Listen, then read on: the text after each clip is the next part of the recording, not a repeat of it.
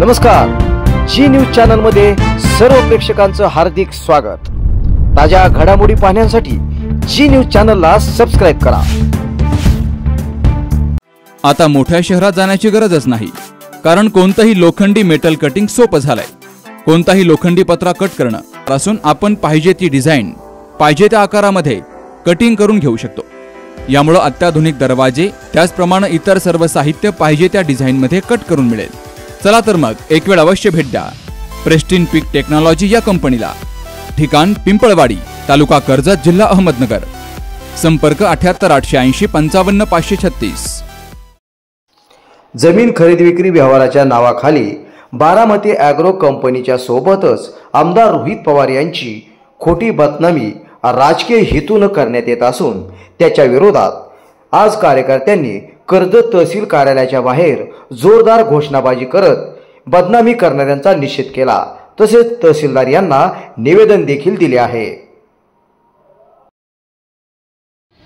आमदार रोहित दादा पवार साहब तुम आगे बढ़ो, हम तुम्हारे साथ हैं। आमदार रोहित दादा पवार साहब तुम आगे बढ़ो, हम तुम्हारे साथ हैं। एकच वादा रोहित दादा, एकच वादा रोहित दादा। अरे खोटे बदनामी करणाऱ्यांचं करायचं काय? खाली मुंडकं वर पाय। गेल्या काही दिवसापासून राजकीय हेतूने प्रेरित होऊन माननीय आमदार रोहितदादा पवार यांची बदनामी करण्याचा प्रयत्न या ठिकाणी चाललेला आहे।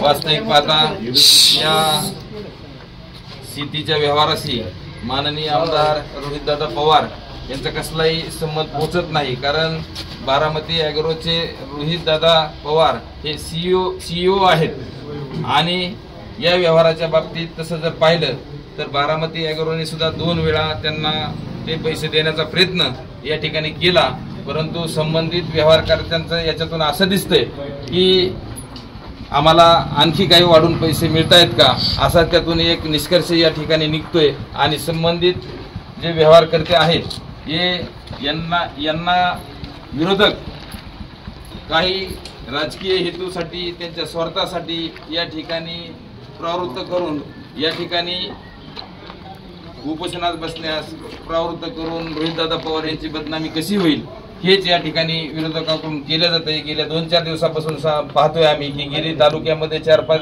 जणांची टोळी फिरत होती, तीच टोळी या ठिकाणी प्रोत्साहित करून दादाची बदनामी या ठिकाणी होते।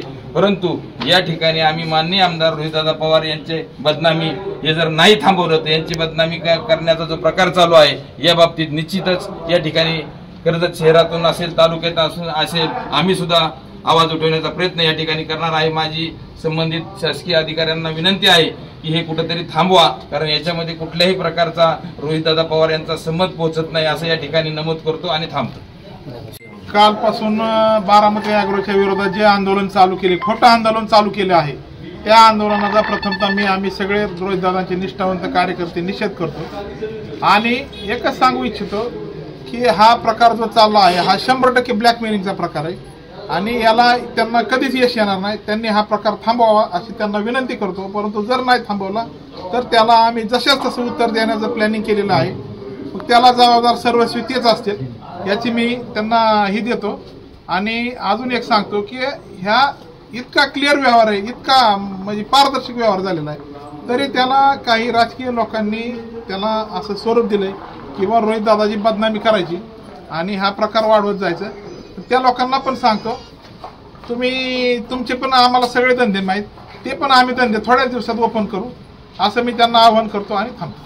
सद्गुरू ग्रामविकास प्रतिष्ठान संचलित डायनॅमिक इंग्लिश स्कूल कर्जतमधील इंग्रजी माध्यमाची उत्कृष्ट निकालाची परंपरा असलेली पहिली शाळा, CBSE आणि स्टेट बोर्ड अशा दोनही अभ्यासक्रमांची सोय, सर्व परीक्षांसाठी तज्ज्ञ आणि अनुभवी शिक्षकांचं विशेष मार्गदर्शन। Dynamic English medium school Karjat.